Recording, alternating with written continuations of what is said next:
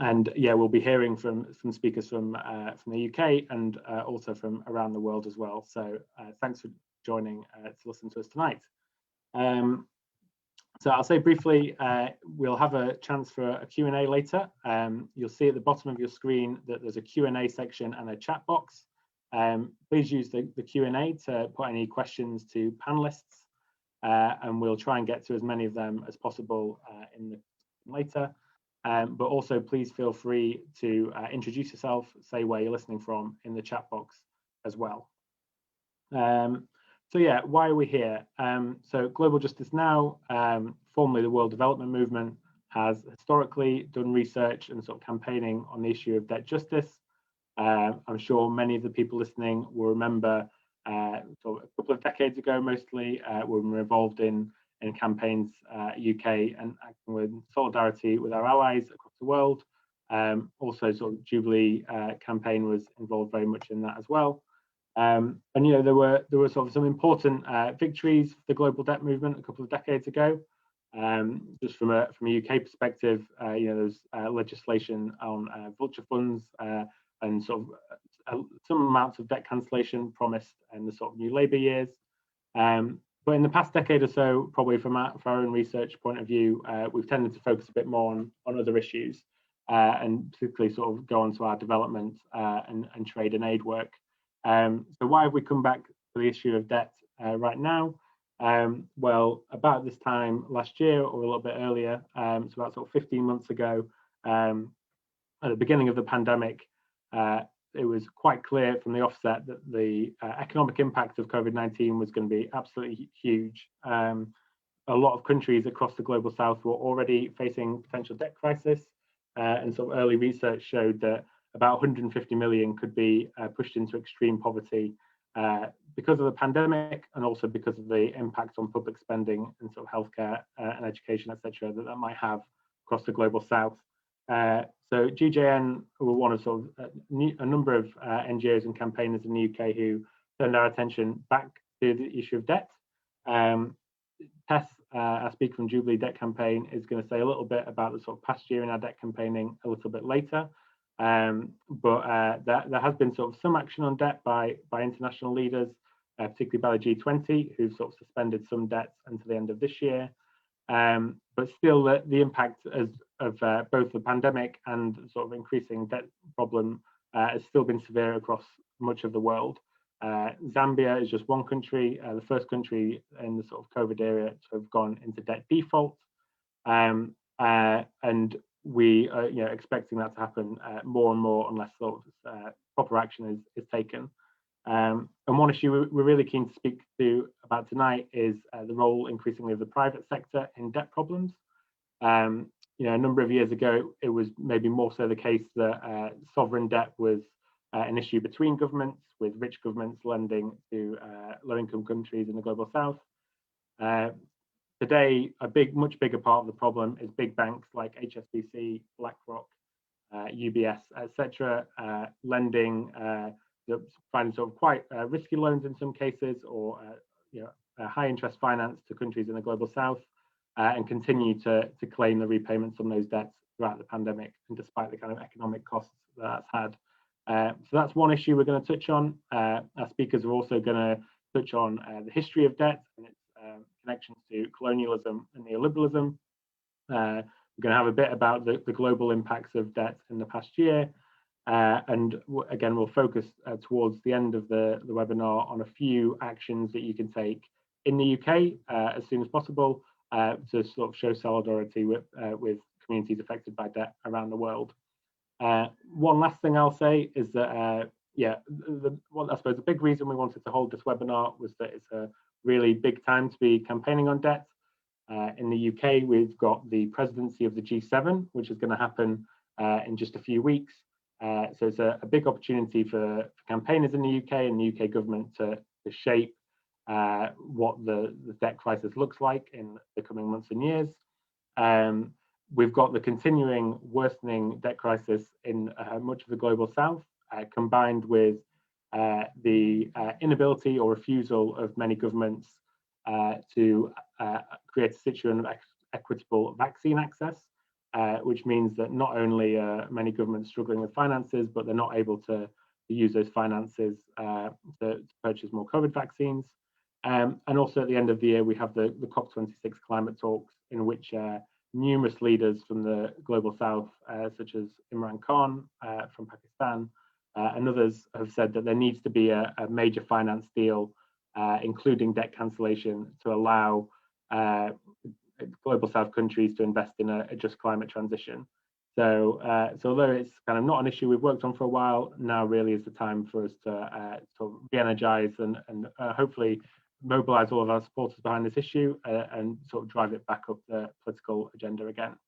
So with that, I think we can probably make a start. We've got almost 130 people in the webinar now, which is absolutely fantastic. It's great to have you all with us this evening.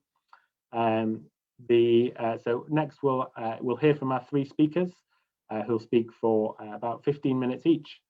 We'll have a discussion at the end with time for questions there. And like I said, please put your questions in the Q&A box, not in the chat. I'll just make it a bit easier for us to find them.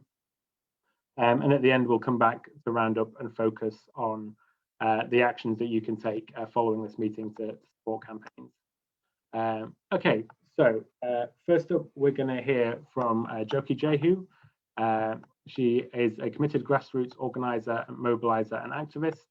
Jyoki is co-founder and executive director of the Daughters of Mumbai Global Resource Centre, coordinator of the Pan-African Fight Inequality Alliance, chair of the board of Urgent Action Fund Africa, and board member of Natural Justice. She's testified 3 times before the US Congress on debt, HIV/AIDS, and other crises facing Africa. So it's a pleasure to have you with us this evening, Jyoki, and please feel free to get away. Hi, and thank you. I'm honored to be on this panel this evening, and with so many people attending. I'm delighted to be on with Jeche because many decades ago, just to date ourselves a little bit, we did this. Though it's wonderful to be together, there's also a bittersweet thing about the fact that we are back now again with the debt crisis. Let me just say that I actually wrote and printed out my remarks, and they did come to about 15 minutes. So do not, if I seem like I'm going on too long, just know they're 15 minutes. Maybe I'm just boring. But thank you for the introduction, Daniel. I am the Pan-African coordinator for the Fight Inequality Alliance. I'm a feminist, and I am committed to many intersectional struggles for justice and dignity for all. Let me just share that the Fight Inequality Alliance is a broad coalition of organizations. I believe global justice is part of the alliance, and it is individuals and movements and organizations, NGOs, feminists and human rights defenders and environmentalists who have come together to fight inequality in the many forms that inequality assails people and communities based on gender, socioeconomic, class, geography, race. And of course, we also look at the issue of access to services and resources. And perhaps most relevant in this time, we are part of the People's Vaccine Campaign. We are part of the many people who are demanding that the vaccine be available to all and for free around the world. And of course, debt is a central issue in the fight against inequality, as is the fight against patriarchy and capitalism and imperialism, the fight against racism and environmental devastation that extracts resources, both human and material, as well as knowledge, culture, and much more. And so the fight against debt slavery, to use language from Jubilee South, is a fight for our very existence. The campaigns for global economic justice, including debt cancellation and against the policies and programs of the World Bank and the IMF, have taught many of us to be intersectional, because the links between gender and tax and environment and physical and racial justice, all of those weave into each other and into all aspects of our lives. They cannot and must not be put into compartments, because they meet in the individual and the collective persons in terms of the impact that they have. As in the heyday of the campaigns against structural adjustment, the COVID-19 pandemic has also presented a crystal clear demand of why we must continue to be intersectional in our campaigning. The rural farmer or the indigenous community or low-wage worker whose life conditions makes them more vulnerable to COVID-19 has a direct impact on the hip urbanites and the suburban wealthy. They are symbiotic. They need each other. We need each other. The pandemic is global. In fact, that's the very definition of a pandemic, that it must be in many countries at the same time. And so the challenges and solutions, whether it's from guarding against infections and new variants, to access to vaccines, to families and communities being able to meet their needs, must also be global. We can't have solutions that are about some countries or some communities, some neighborhoods being able to meet their needs, while others are ignored. And what we have seen the last year and a half is that people in some countries are loading up and holding everything from toilet paper to bottled water, to paracetamol, or in other countries and other communities, other human beings, like many who are daily wage earners, were having to make choices that essentially were about how they die. Do they die from the virus, or do they die from hunger under lockdown conditions? We know from our struggles through the centuries that those that we have won and those that continue, including the end to slavery, the fight for labor rights, against colonialism, for the voting rights of women, for the rights of indigenous communities and many marginalized communities, to the end of apartheid, to the current struggles for the rights of Palestinian people, for women land rights, and many others. We know that we must work together and we must work in solidarity to win. It is not an individual sport, it is a team sport. People from different sectors, people from different countries coming together. So we have always worked together, campaigners from borrowing countries and those from lending countries, to end debt slavery, and we must continue, but we also must do it well. We must do this well. The inequality inherent in the debt dynamic is about power, about the balance of power between lenders and borrowers. Did you know that last year's joint statement by African finance ministers calling for a moratorium on debt payment was potentially in violation of Paris Club rules that forbade collusion by debtor nations? Well, the Paris Club itself is, and I quote, a group of officials from major creditor countries whose role is to find coordinated and sustainable solutions to the payment difficulties experienced by debtor countries. So in fact, the Paris Club is about the collusion of lenders. It is really a case of us against them and or vice versa. So unless the rest of us get together, then the lenders shall continue to decide everything. And since we know that, and I quote, the master's tools will never destroy the master's house, we can be sure that lenders will never definitively make debt deals that limit their power or end debt slavery. We know that no one will save us, not from the climate crisis, not from the COVID-19 pandemic, not from the debt burdens that our countries carry, not from racism or imperialism, patriarchy, or other oppressive forces and realities that assail our lives. We have to continue to fight to transform our world on all fronts in the intersecting sectors and realities of our lives. Whether you are a woman or a young person, an indigenous person, when oppression in the form of racism or trade injustice or climate injustice impacts your community or impacts you. It doesn't say I'm attacking the woman part of you or the young part of you or the old part of you. So it is about the whole person, and so our struggles also must be. The G20 debt deal in 2020, the G20 debt deal in 2020, in response to the COVID-19 pandemic, was really just a postponement, and campaigners pointed out that it will in fact lead to a crisis down the road. The moratorium that was put was really just to the end of 2020. We are in May 2021. I wonder what is happening to those countries. But even at the time, we heard lenders like the World Bank and borrowers like my home country, Kenya, make the credit rating arguments that providing or accepting debt relief would affect their credit rating.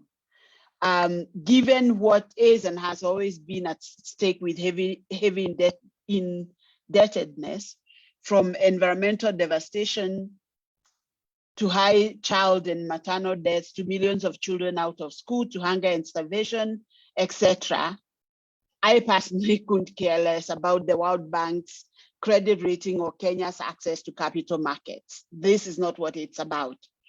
And one of my binding concerns is that the issue of COVID-19 has been made to be not a public health issue, not a pandemic issue. There's been this whole fixation with the economy and economic matters, the stock market, et cetera, and not about what is happening to vulnerable communities and to the environment, etc. As always, there's very little transparency in debt relief deals and in the management of debt savings from debt relief or debt cancellation. And it makes it difficult for people in borrowing countries to be able to hold their governments accountable for the spending of savings from debt or for priority spending for monies that are borrowed. And holding our governments accountable has been the position of Jubilee South for decades now. Debt justice is also about the most directly affected making decisions on how savings from debt cancellation and reparations are spent.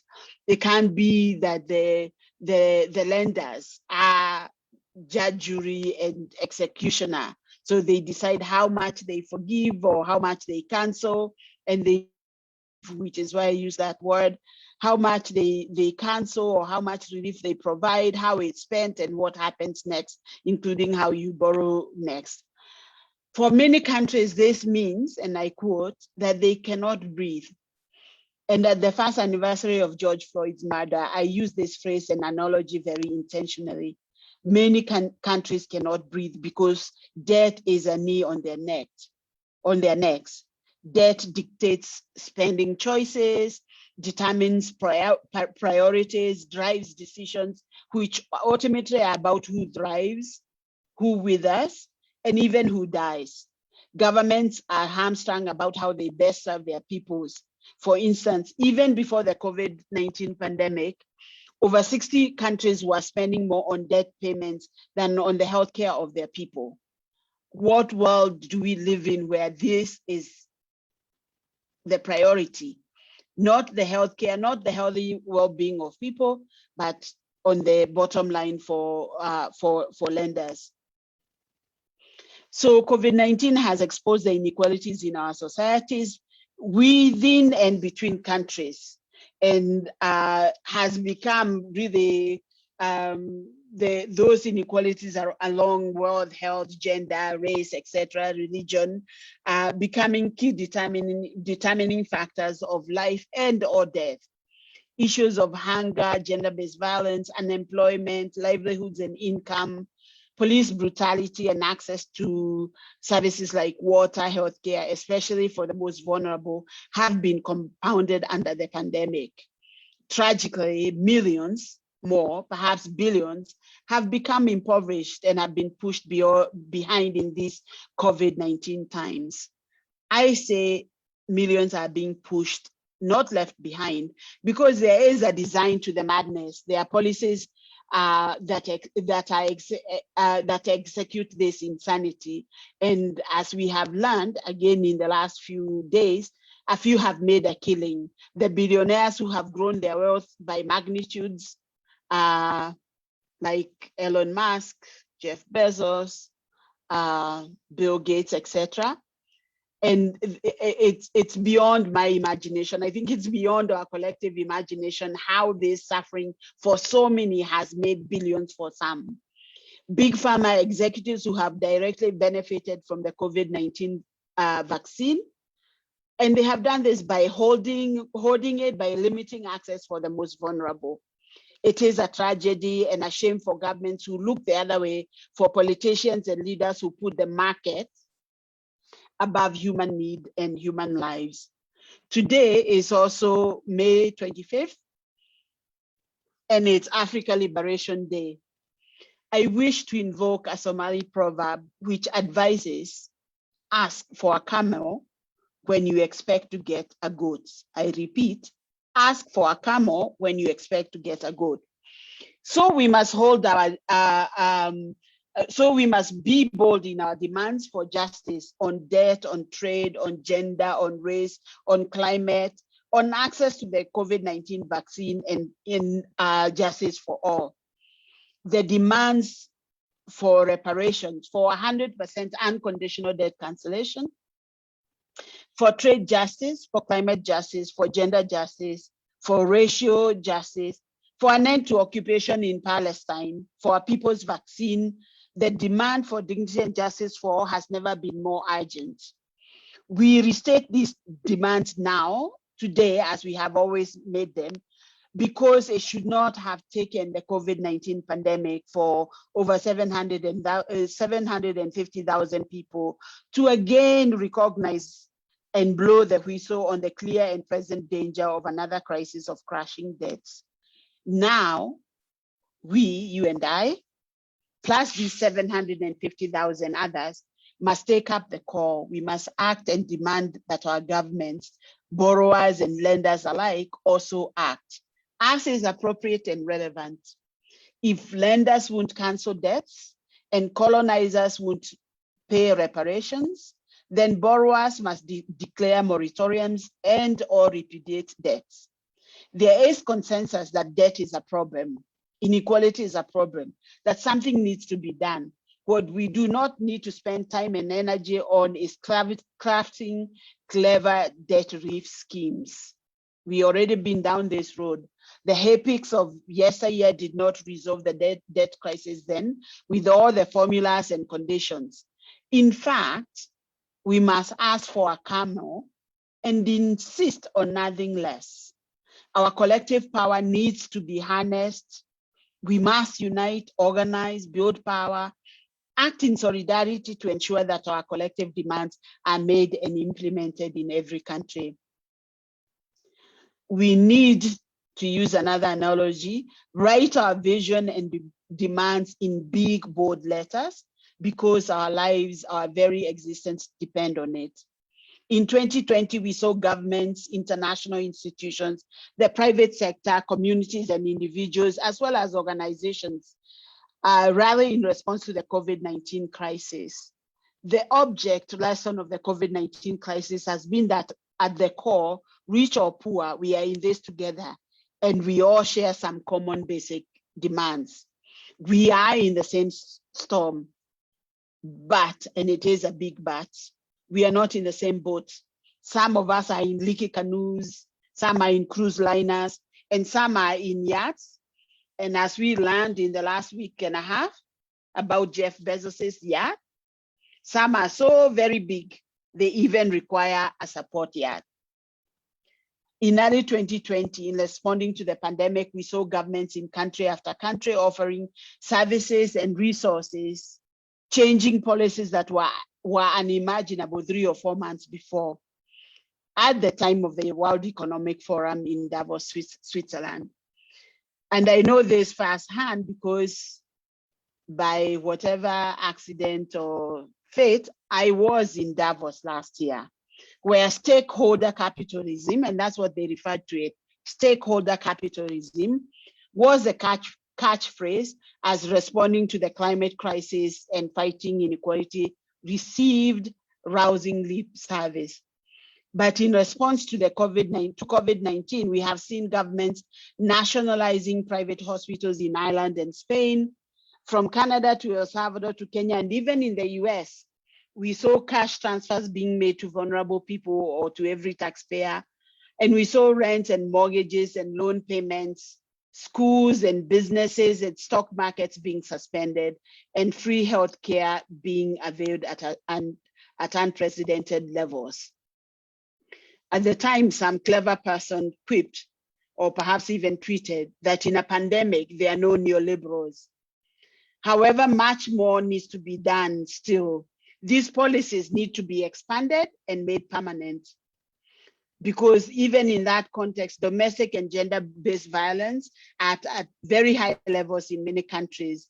In the lockdown protocols, victims, especially women and children, are locked down with their abusers, a volatile and often deadly combination.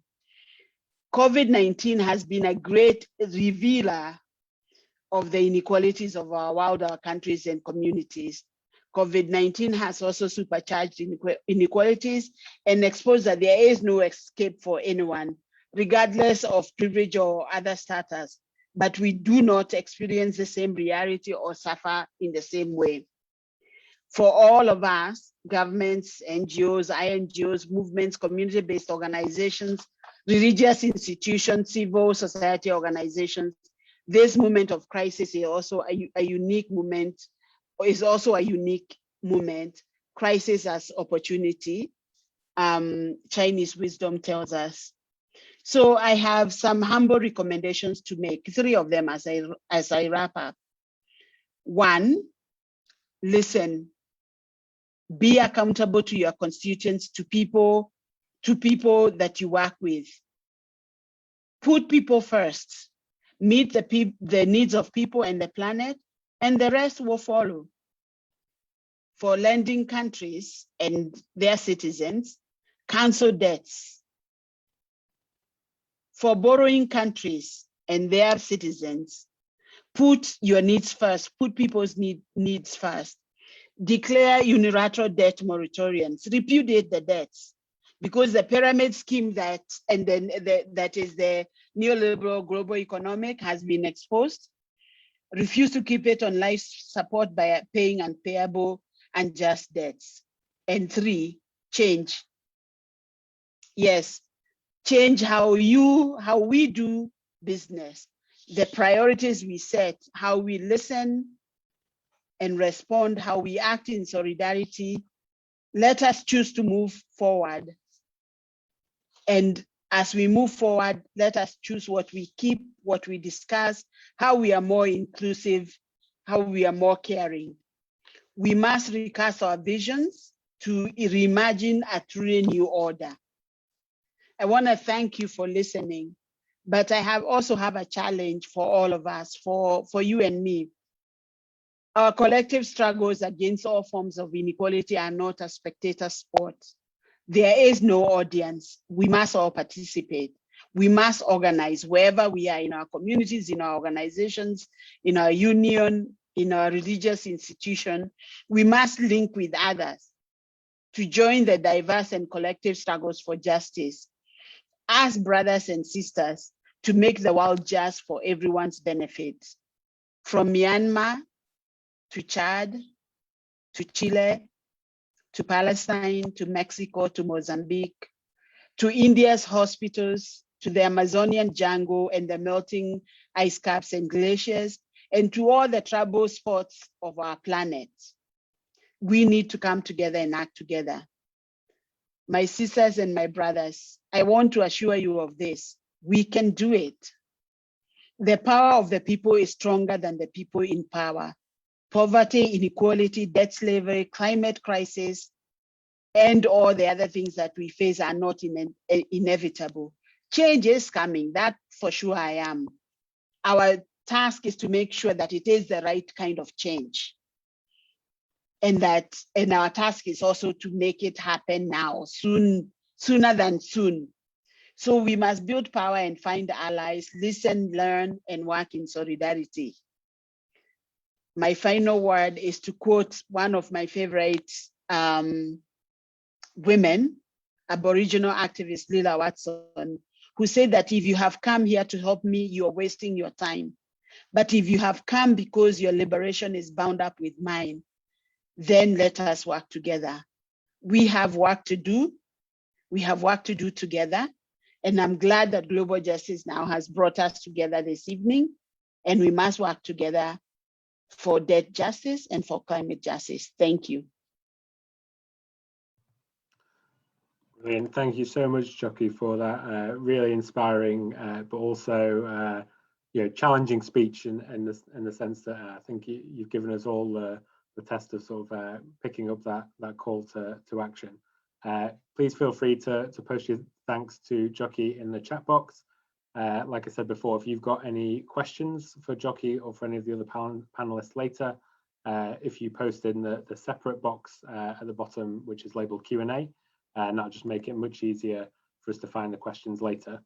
I had just one reflection on what Jockey said quickly, which was on your comments about the huge wealth of the kind of super rich people and corporations and what the money they've made out of COVID, which was one of the big banks who have big levels of debt to global South governments is BlackRock, which is a huge asset manager based in the US, and their assets have increased by over $1 trillion in the past year. So they now control about $9 trillion worth of assets globally, which is 3 times the combined GDP of every African government. And yet still, obviously, debt cancellation is a step beneath them, it seems. But that's what we're here to do, to bring that demand to them. Okay, so our next speaker will be Jeje Tano. Jeje is an economist and activist from Ghana who works on trade, development and economic justice issues at the Hand and Brain Activist Research Initiative. Feel free to take it away, Jeje. I think you might be on mute. Yeah, is that okay now? Is it? Okay, well, thanks, Daniel, and thanks to Global Justice Now for putting this important discussion together at this time. And of course, thanks to my sister, the highly inspiring Jockey, for a wonderful, introduction into the discussion today. The topic, I think, debt justice for global recovery. The word or the phrase, should I say, global recovery, I think is a very interesting one for me, because I think, in a sense, Jockey showed how this is more than a one-sided question. On the one hand, it is true that the divergence in the world in terms of the capacity to act, the constraints with which debt and financing constraints impose on others, means that the divergence in the world is growing. Even the officials establishment recognizes that. The IMF's chief fear about post-COVID recovery is what it calls the great divergence, which characterizes the world economy, in which some are able to finance, refinance new investment to make up for pay losses in terms of furlough, things like that. And others, obviously, because of the financial constraints, especially the lack of tax revenue and, of course, the indebtedness, they are unable to do so. So this is one side of it, and it's a dimension of the inequality that Jockey talked about so powerfully. But the second element that she stressed, and I think can be captured in the title of the meeting, is that the global recovery has to be a shared recovery. Okay, and one of the reasons why this is important is that the ways in which the financial powers that be impinge, in the most extreme way in those who are most vulnerable in the world, doesn't preclude the fact that they impinge on almost everybody else anyway.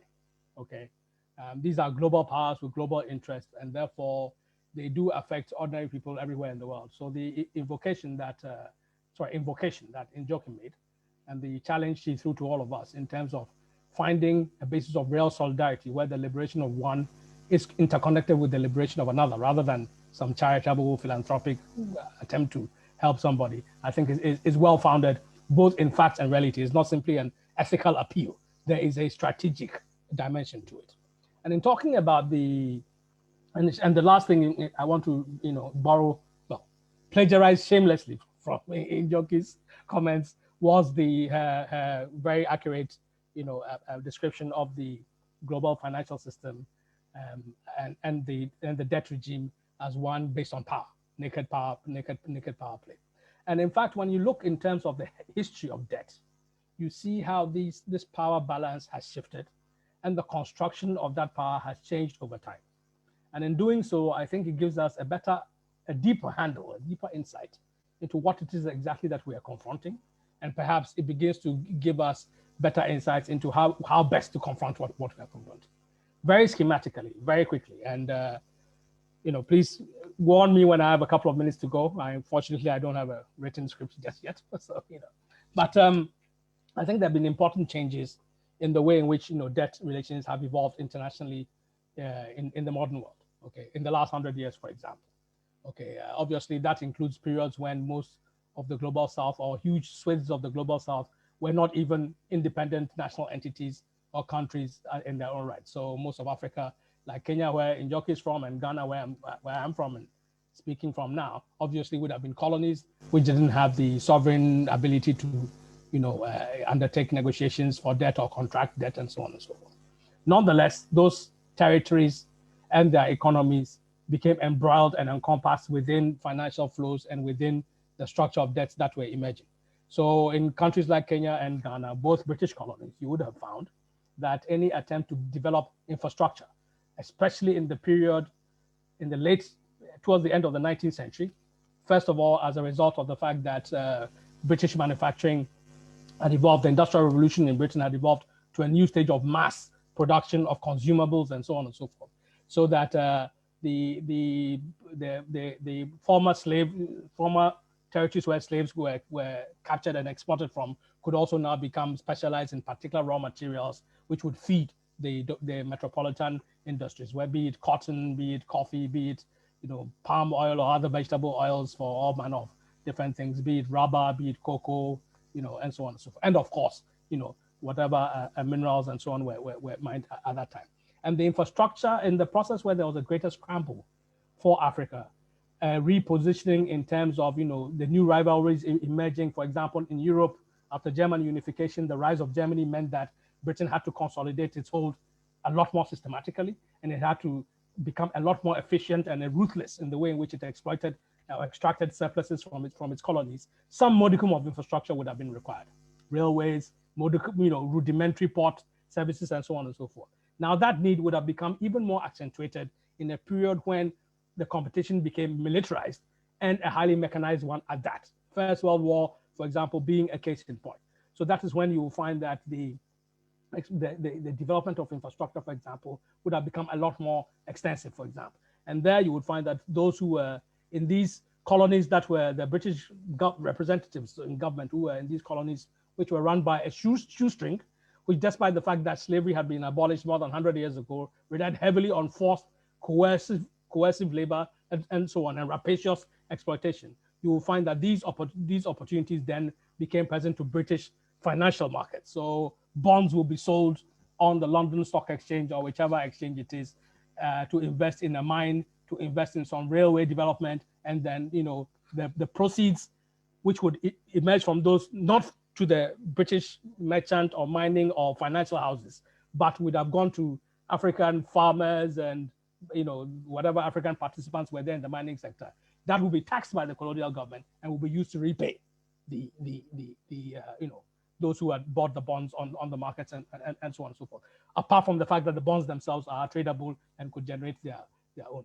But what would then happen is that you also find a situation where, because of this type of growth, banks in the metropolitan centers did not hesitate too much lending to what we will now consider global south, especially the independent parts of the global south.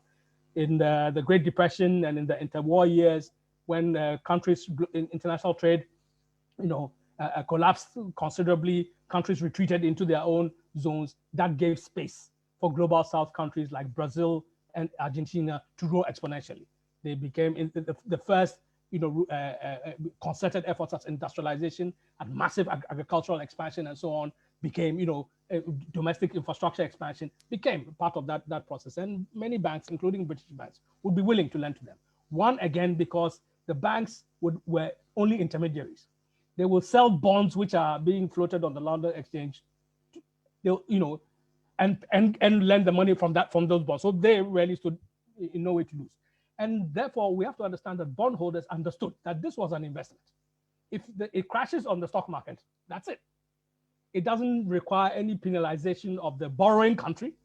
It doesn't require and so on and so forth. So that is one of the things that has changed. That number one, you need to be, the sovereign guarantee has always been important.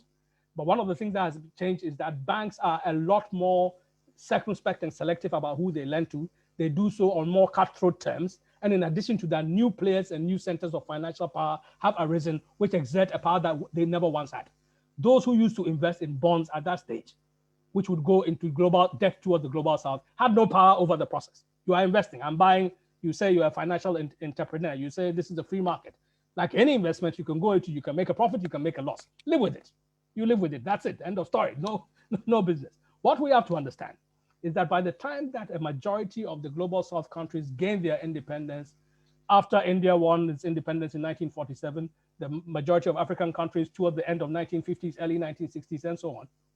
From then on, obviously, the main ways in which debt was raised was governments in the intergovernmental system, borrowing from the IMF, World Bank, bilaterally, and so on and so forth. And it is the fact that transnational companies began to grow beyond in the so-called golden period of capitalism from 1945 onwards, pushing for full employment, big Fordist transnational companies emerging, and so on, beginning to invest abroad, beginning to the whole economy and the whole global economy up until the early 1970s. The first crash in 1973, 1974 was what when John Kennedy was being inaugurated in 1961, his presidency in the United States. He was able to say at that time, in a way that would seem to reflect the truth, that a rising tide lifts all boats. Every country was growing up to some point. So lending was not a problem until the 1970s crash came first in 1973, and then even more devastatingly in the late 1979, 1980 onwards. And there the balance changes once again. Because let's understand, the 1973 crash meant that profit levels in the advanced countries was down. There was no more investment going on. And the banks who were sitting on all the oil money were desperate to lend to global south governments. In fact, they pushed loans on them. But the 1979 crash also meant that the commodity regime, which made them viable, had also collapsed because it was a global recession. There was no more export demand. Countries were earning far less, and so on. It was then that the United States, knowing that its banks were exposed to the biggest debtors in the global south, namely Mexico, Argentina, Brazil, stepped in. So when people say today, for example, that you need to add private creditors to debt relief negotiations, because the kind of G20 scheme that Njoku referred to excludes private bondholders and private debt. The reason why is they don't need to be part of it is that the debt regime that exists right now was structured for them. It is their debt regime. Until that time, government, you negotiate your thing bilaterally. It is the US government that set up a multilateral process in the 1980s, the Brady process, the Baker process, the US Secretaries of Treasury, which would ensure that governments and the international financial institutions and the intergovernmental debt regime would be there to support the fact that private creditors would get their money in return. So this is the debt regime that they have. To say come into it, you should be asking them a different proposition, which is that in the same way that you forced developing country governments and countries of the global south to give up their export earnings so that they can go to your payment of debt, we must also redirect the flows that are involved. Just like your predecessors 100 years ago, you invested in these countries' debt and their borrowing, you have made a loss, live with it. That there ought to be and that if you are going to use in a period when your command over financial assets, your exploitation of the kind of power that Njoku described, gives you the right to exact tribute, to exact rent, no matter what the consequences are, that is no longer sustainable, and that is a process by which everybody has to oppose, and that we have to reverse that situation. The bond payment that ought to go to those people should go into, for example, green transition, genuinely green transition sectors that will create more jobs, that will generate technologies without intellectual property, and so on and so forth, which people in the global south can enhance their productivity, can enhance both their mitigation, their adaptation, and so on and so forth, and actually regenerate new sectors which are less dependent on producing commodities for exports, which are being embroiled more and more into the boom bust cycle, so to speak. So if you look at the landscape today, and this is not quite a very good history, I just put it doesn't even merit the word potted history. I'm just picking up a few things. If you look at the landscape today, you find that the power of the credit rating agencies is important. The power of the credit rating agencies means a number of things. It sits side by side with the power of multinational companies, which dominate what you call global value chains, global supply chains. It sits side by side with the aftermath of massive privatization in the global south, in places like Africa, which has led in many respects to deindustrialization, which we have to understand, meaning that the attempts to diversify the economy, to create new channels of economic opportunity, open up new sectors, link the different scales of production better, food and so on. So all of that has collapsed. And these economies have become even more reliant once again on a narrow band of primary commodities that they produce, now under the control of these multinational companies. So that creates a financial problem for you from the beginning. One, the accruals that used to go to the states and to public entities now go to the multinationals. That's the first thing. If you look at the multinational tax regime, it has a funny thing called the smile curve, where anyway, we can't go into it right now. The second element is that it means that the countries from the global south, especially in places like Africa, which have missed out on the intermediate global restructuring and redistribution of industrial capacity, for example, the kinds of things that show why China has become, emerged in the manner that is emerged. It means that by going back to the raw material dependency in the manner that we are, the diversity of goods and needs and services that we can provide to the world economy has shrunk. 2 minutes to wrap up. Okay, has shrunk. Which means that the demand for your own currency has also shrunk. People don't need your currency. They only need your currency unless you're offering high rates of return on it.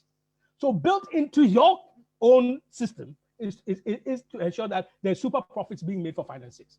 And that built into your own system is that you are on a downward path in terms of increasing your competitiveness as an exporter, not through productivity increases, but through pressure on the earnings that go to your producers, to farmers, workers, and so on. In a situation like that, you find that devaluation is actually a competitive tool for many of these countries. If you are being constantly devaluing, and at the same time you have to have high interest rates to attract foreign finance into your, because that's the only way to stabilize your currency, you attract. Meanwhile, in those global south countries, there are other sectors of the economy and other new interests, for example, the local investment bankers and so on, who also make money from these financial rents riding on the back of the global system. So the kind of coherence that we might have once had, which is to say all global south countries can unite behind their governments, is gone. This is a clear class type of thing. And that the role of finance is not simply to produce and provide a resource through which production takes place. It is to generate income streams around a variety of different assets itself.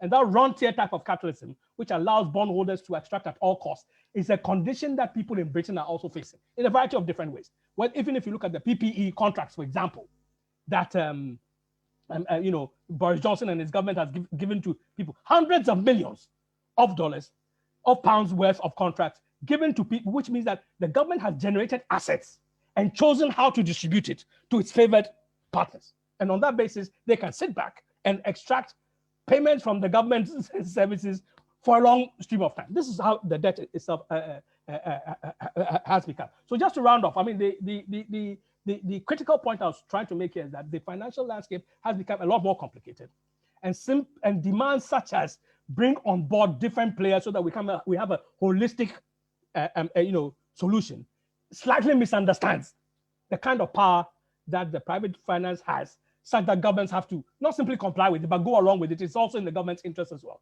It also misunderstands the new restructuring of interests and how they are arranged, even in the global south itself.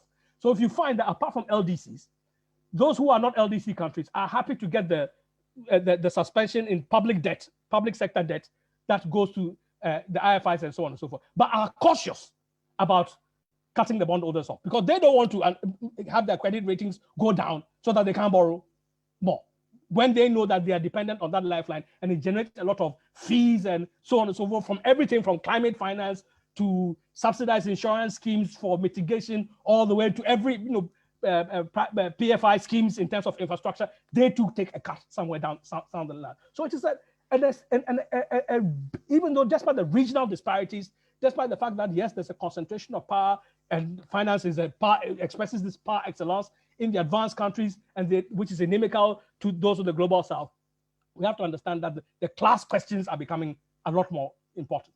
And it is on that basis that we can construct the type of internationalism that I think Njoki was talking about. The bondholders have to be dispossessed. It can't be about negotiating, deferment of payment and so on and so forth. We have to understand that the system that exists today doesn't exclude them from accountability. Actually, this is their system.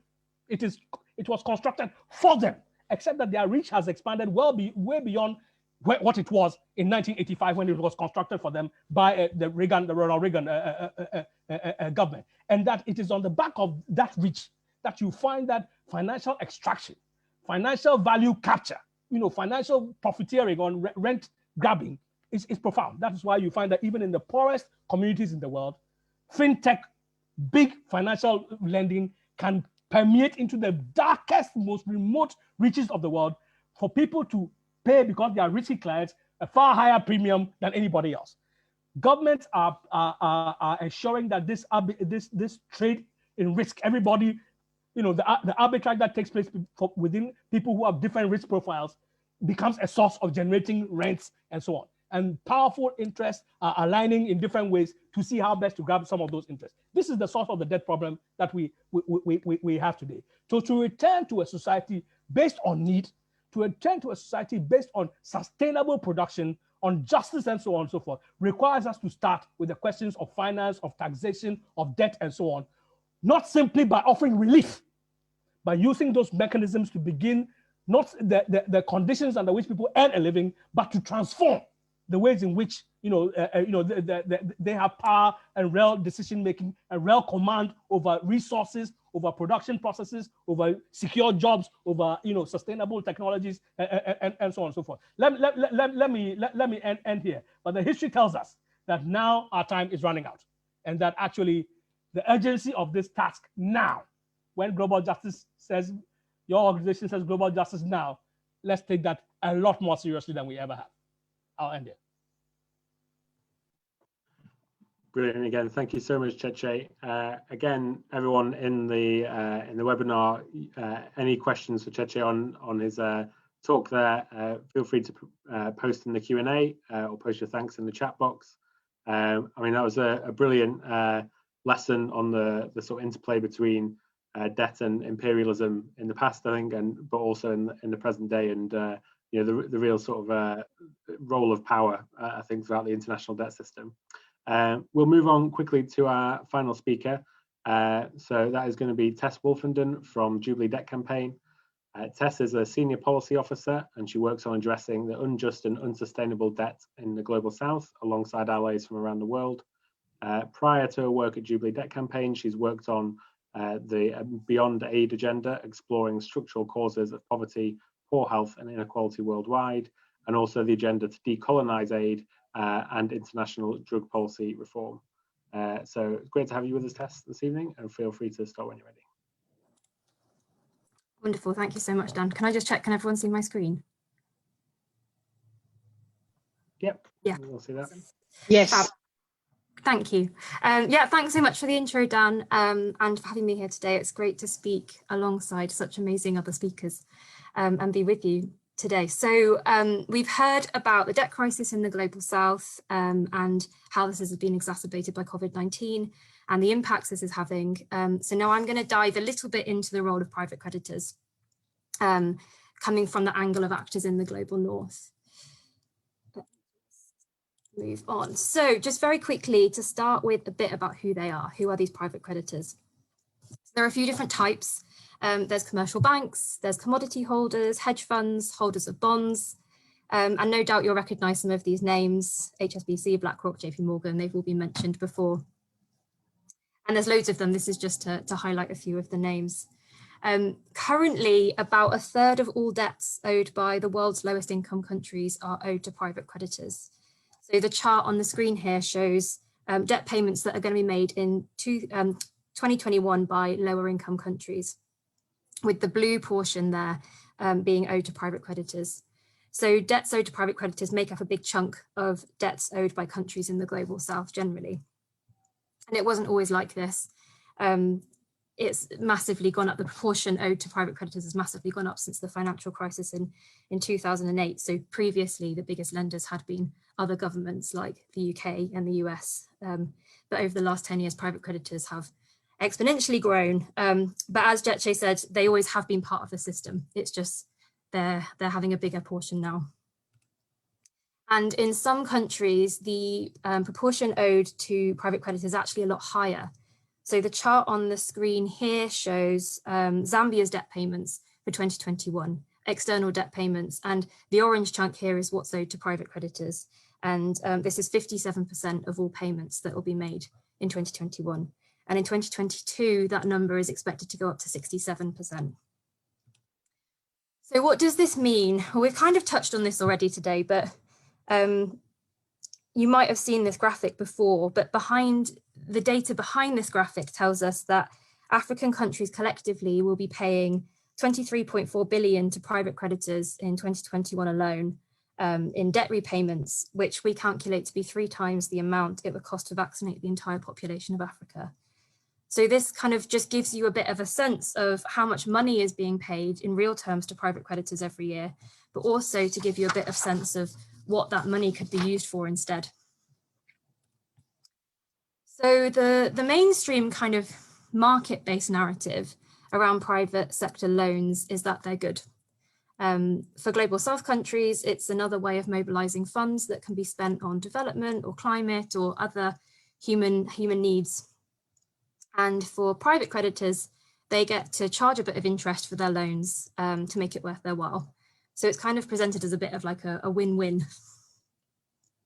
But this isn't really the case, as I'm sure you can imagine and have picked up already. Securing loans from the private sector under the current global rules of lending has a number of downsides. And I'm just going to quickly talk through a few of them now. So the first thing to say about borrowing from private creditors is that it's expensive. They charge much higher interest rates than other creditors, sometimes well above 10%. And they say that this is because the risks of lending to countries in the global south are much higher, so they need to charge higher interest rates to cover these risks. Because they are so expensive, borrowing governments often find they can't afford to pay them back, and so end up needing to take out new loans to repay the old ones.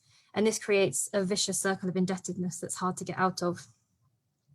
And meanwhile, these private creditors are making incredible profits, especially during the pandemic. So, for example, if some of Zambia's private lenders are paid back in full, they could make between 75 to 250% profit on their loans. And again, this is during the pandemic.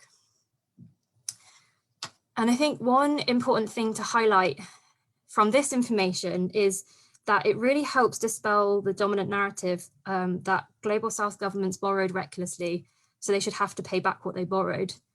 And this information actually tells us instead that private creditors lend recklessly, knowing that there are risks, and in fact they charge more for those risks. So they definitely know about it. And it's only fair that they should take on the consequences when a government can't pay them back. The second thing to highlight about private creditors is that they don't share much information about their loans. It's actually really quite hard to find information about their loans with global south governments.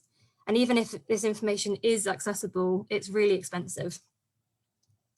So to kind of highlight this point, a few groups in the UK did some research last year into what information they could find on just one of Zambia's loans to private creditors or from private creditors.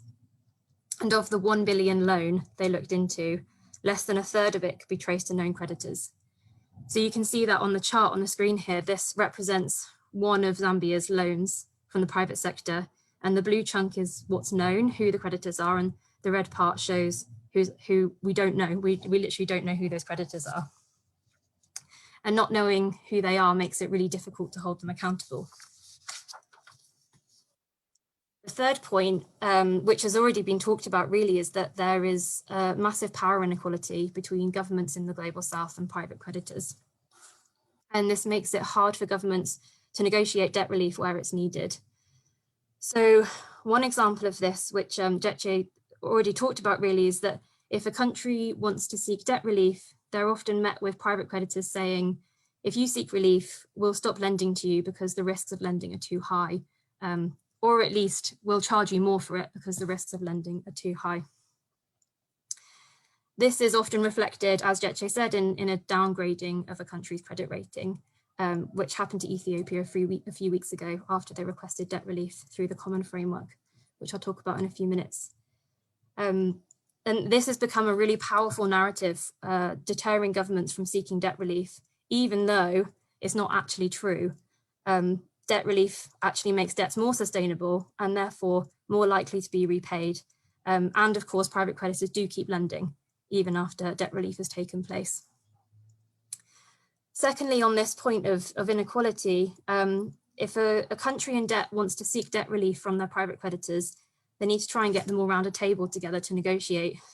And governments will often be outnumbered in these negotiations, making them very one-sided with the power in the hands of private creditors.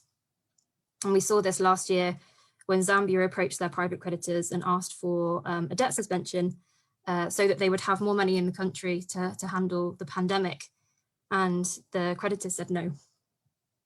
And there's currently very little stopping private creditors from doing this.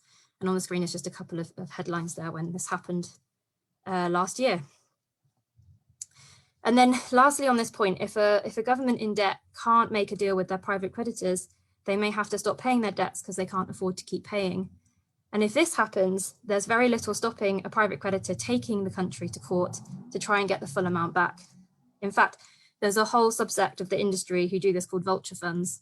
You might have heard of them before, but they buy up debt of poorer countries and then take that country to court to get the full amount owed, potentially making a lot of profit off the deal. And then lastly, if private creditors are unwilling to engage in debt relief, this deters other creditors like the IMF or other governments like the UK from offering debt relief, because there is a risk that any funds freed up from their debt relief will simply be used to pay back private creditors. And these aren't unfounded concerns. In fact, we've seen this happen during the pandemic. So as a response to COVID-19, the IMF has been granting loans to poorer countries so they have more resources to address the urgent needs of the pandemic. And Eurodad, which is another group who work on debt, have calculated that 47.3% of these loans have been used to repay private creditors.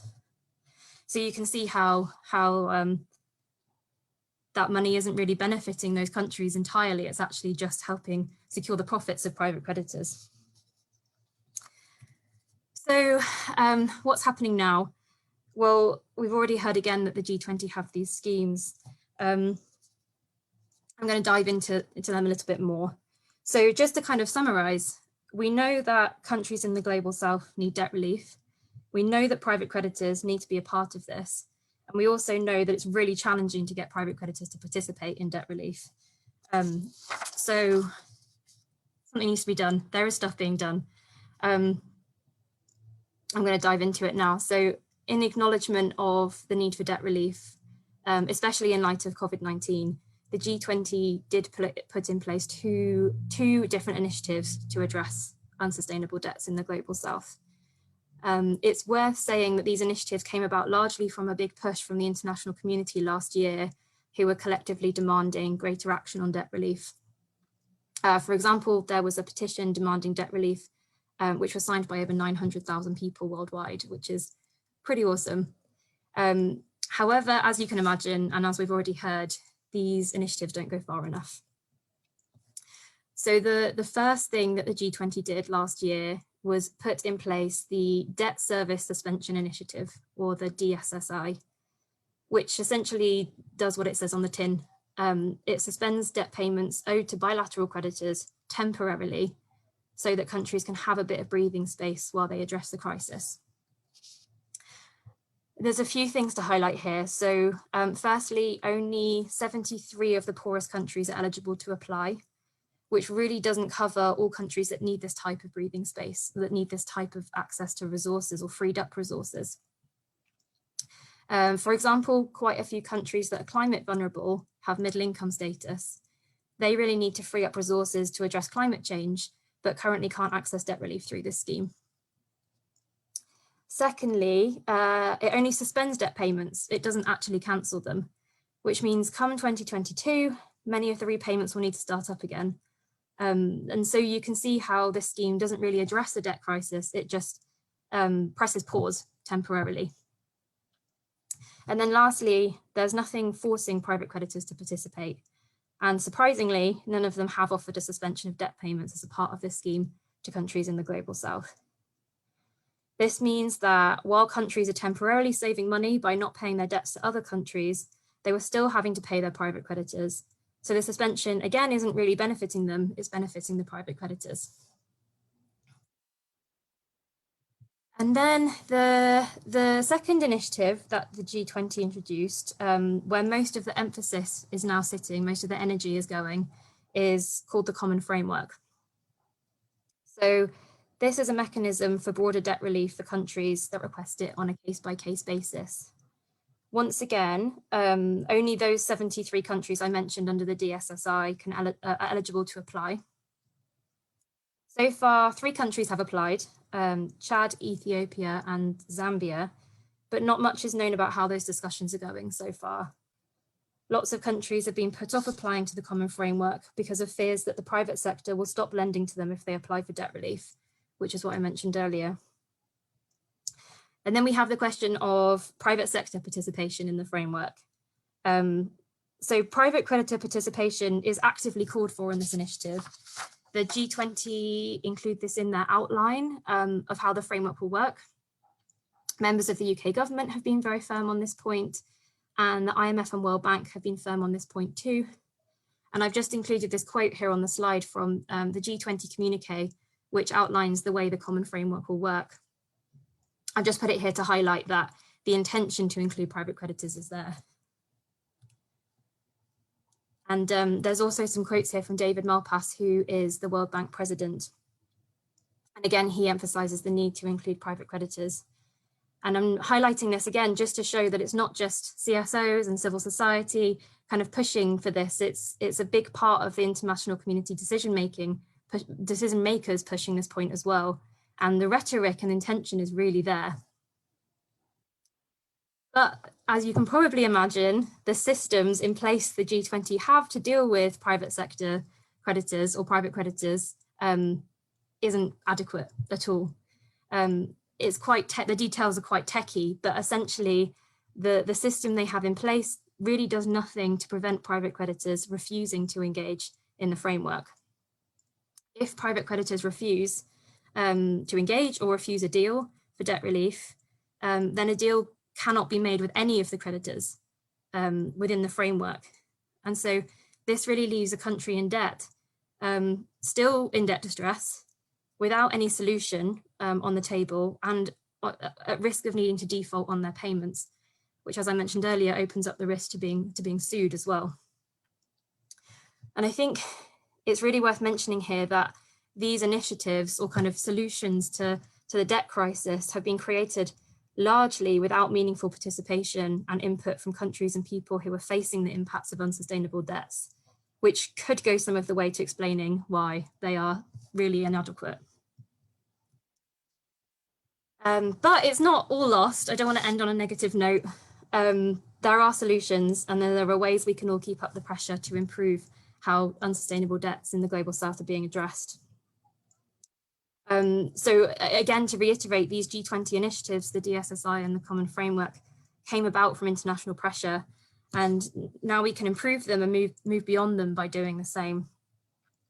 And we can do this for unsustainable debts in the global south generally.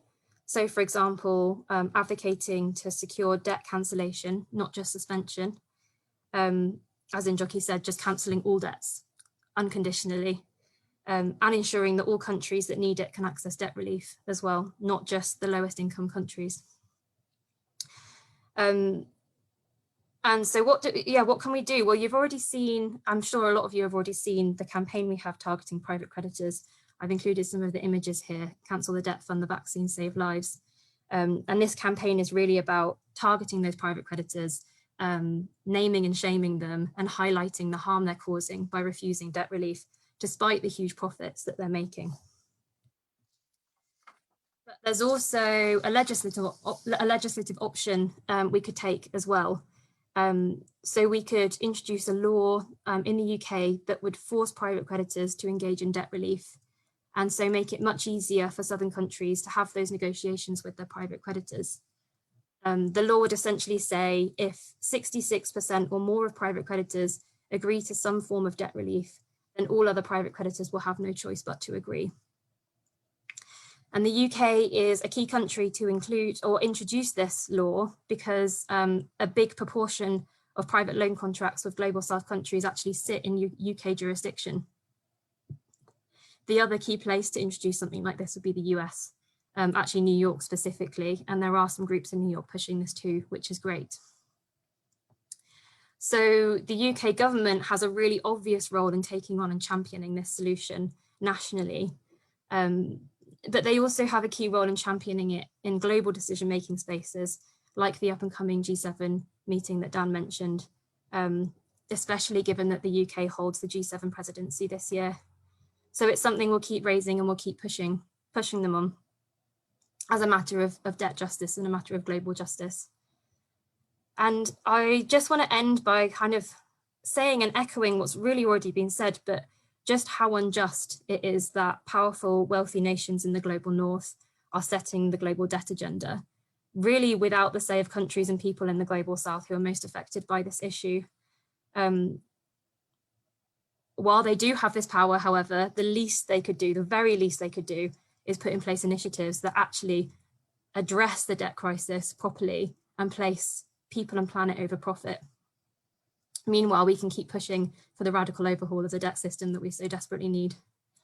But yeah, that's it. Thank you so much. Thank you, Tess. That was really, really useful sort of dive through some of the data behind private creditors and what they're doing. And yeah, I think you just highlighted exactly why what the G20 and other governments have done so far is just completely insufficient. That point about, yeah, it's not reckless borrowing, it's reckless lending that's the problem is, yeah, absolutely key, I think. So yeah, thank you again to all the speakers. I can see that we've had some questions in the Q&A. Jockey's very diligently started answering some of them. And yeah, one question that we had was what are some useful resources or speakers or organizations that we can learn from on the need to reform international institutions and the global financial system.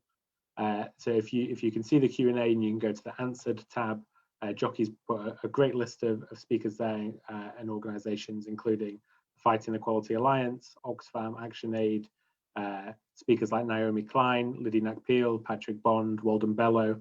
There's many more there listed, and I think some of these broader issues about the injustice of the global financial system, you'll find many of those speakers sort of right on the money, really.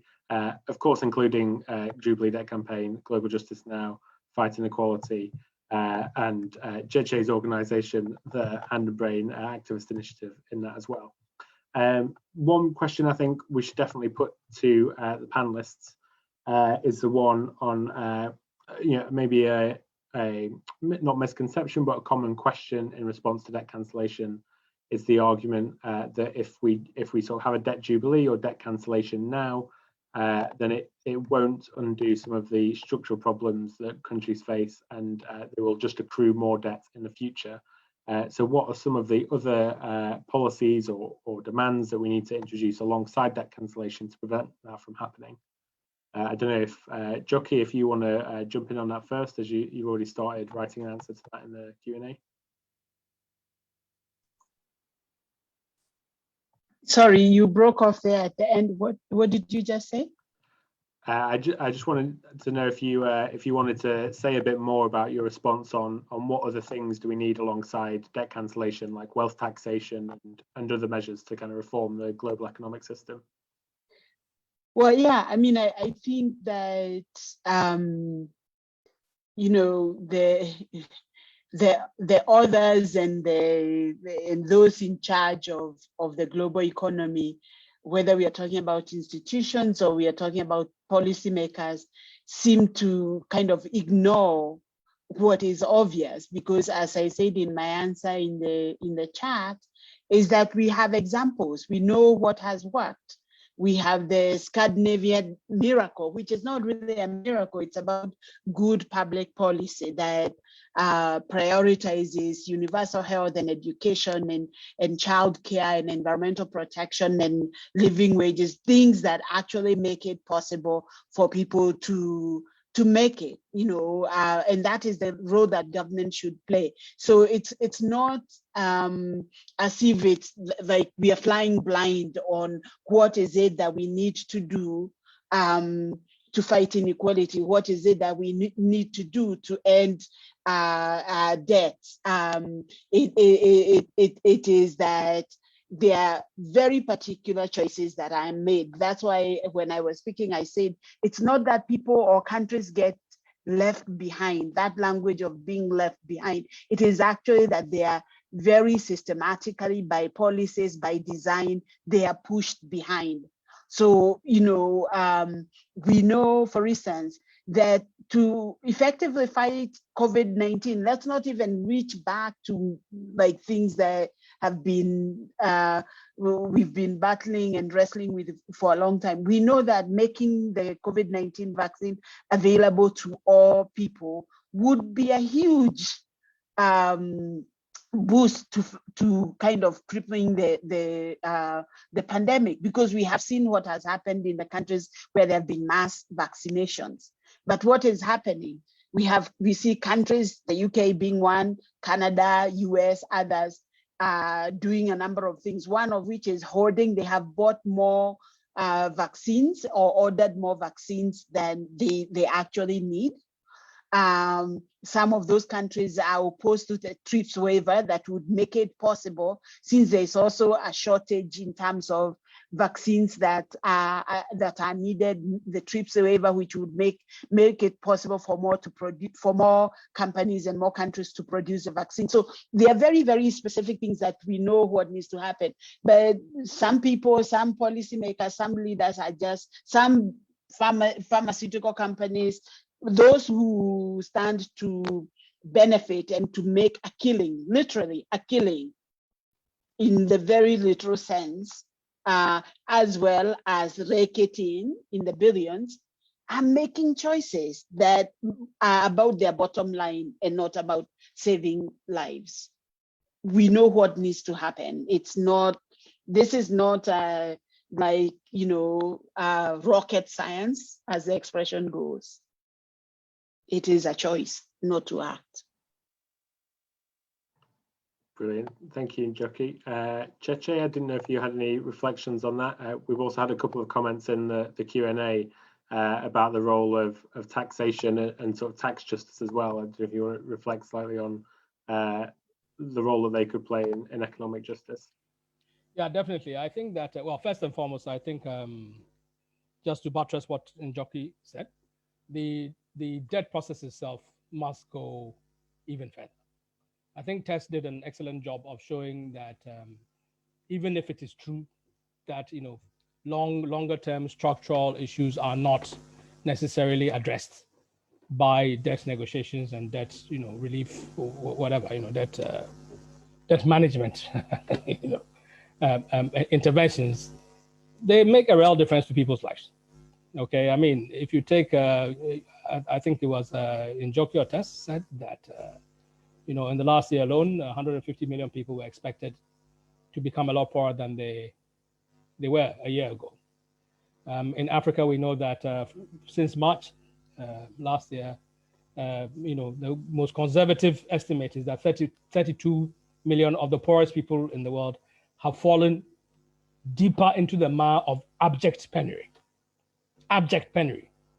So even if there was, the most half-hearted agenda around providing people with the minimum, supplies of food for their daily calorific intake, or some continuing access to ARV, antiretroviral drugs for HIV patients, which a lot of people have lost, or whatever it is, there's a minimum basket of services that can keep the threshold alive. Yes, it may not transform your situation, but it keeps you from going under, okay? And when you go under in every society, since we're all social beings, you don't go alone. You drag families, you drag children, you drag entire futures yet to be even lived with you as well. So yes, it does make a difference. Number two, there's an ethical dimension to it. In the end, these are political questions, okay? And just as we saw with last couple of weeks in Palestine, right? You can be the most overwhelming in terms of your military might, but you may not win on the politics, okay? Because in the use of that might, which will win you a war, there was never any doubt in terms of the military outcome yeah. But what people's sense of whatever is unjust has been transformed, and people's questioning of the regime has been transformed. So it's not simple. So there's a politics, and therefore politics doesn't necessarily always correlate to the balance of power at the beginning of the equation. If people are resistant enough, if there's enough spotlight shed on the question, if there's enough variety of different critiques, it opens up questions. People look at the question again. People, settled, accepted knowledge suddenly becomes very shaky and so on. And therefore, the point about Tess's thing, which I got, was that if you have a situation where, this accountability is being, the insistence on accountability continues and deepens, and even governments are, forced to embrace it, I think it matters. It kind of can change the balance. And that links to the point that I made earlier. The reason that we have the debt regime that we have right now is that the US government got governments to do the heavy lifting so that the private creditors do not need to be involved. That's the whole point. So that's what I said, that the regime that exists right now actually is a regime constructed to use the direct institutional power of governments and the intergovernmental process and intergovernmental institutions to deliver for the private sector.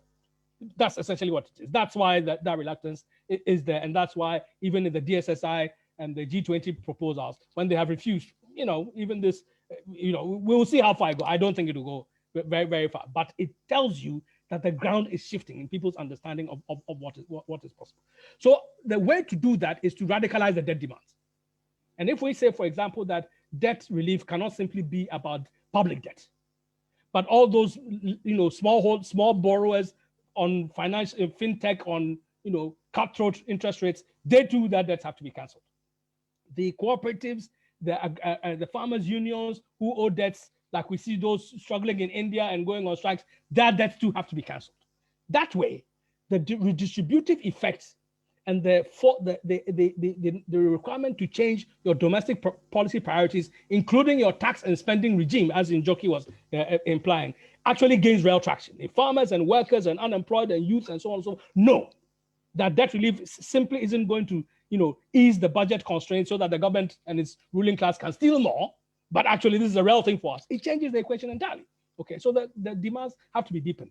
And in addition to that, is other things that you've kind of mentioned as well. But starting with the debt equation itself, I think that the more radical demands, the more that the demands are broad and encompassing, the more that they are totally systemic, touch the various layers of the system, so that even in its participatory dimension, that becomes transformed. Okay, I think that actually forces onto the agenda new questions and new ways of looking at things in the current balance of power, and therefore how the ways in which the narratives are dominated by certain frameworks, a certain way of framing it, we can't see. It is only when the new possibilities open up that people also see as well. Sorry, I didn't have time to get to the tax and stuff thing. I will. But there are fundamental structural problems at stake, and a lot of them, relate to the question of tax and the production capacity and so on, and the distribution of production capacity and the international division of labor and so on as well. And I don't think we can sweep those under the carpet at all. The structural problems are fundamental.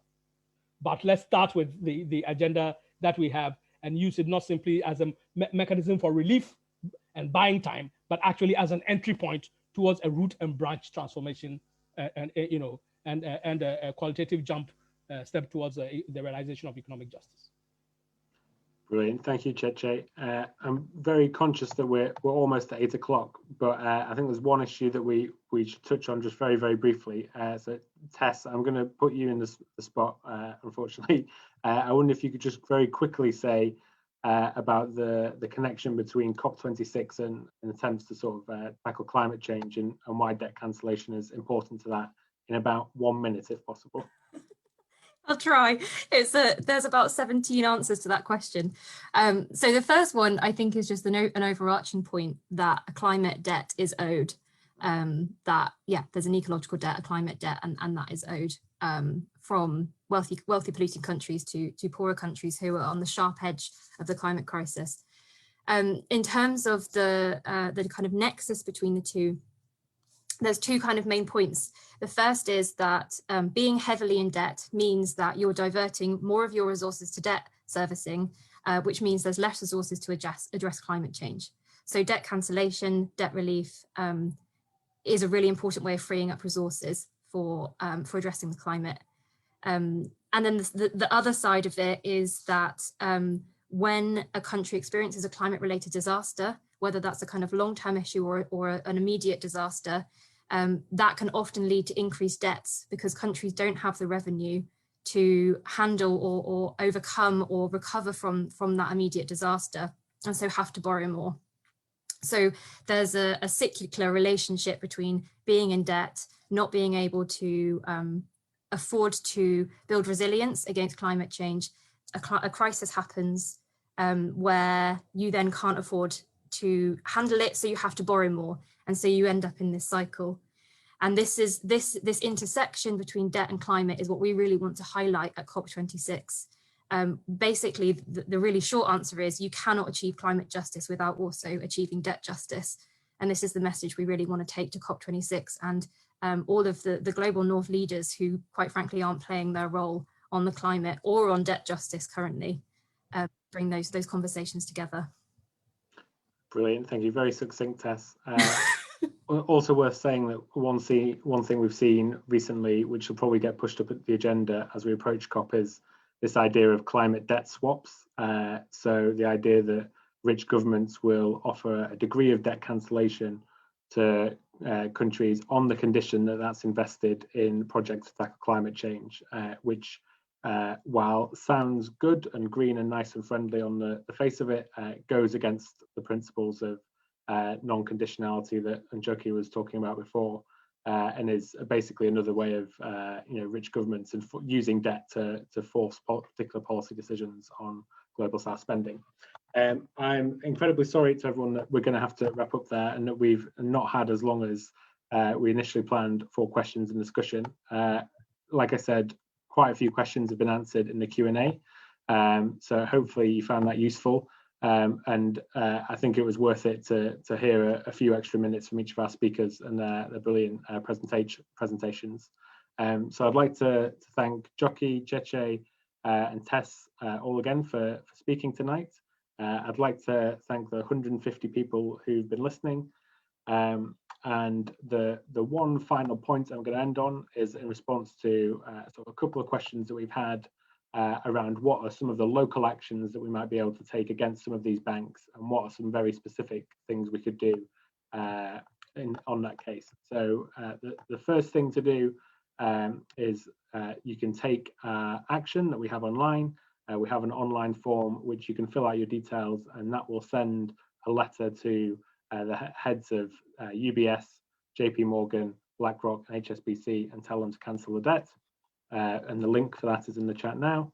The second thing you can do is join a wonderful organization like Global Justice Now. You'll hear more webinars on interesting subjects like this.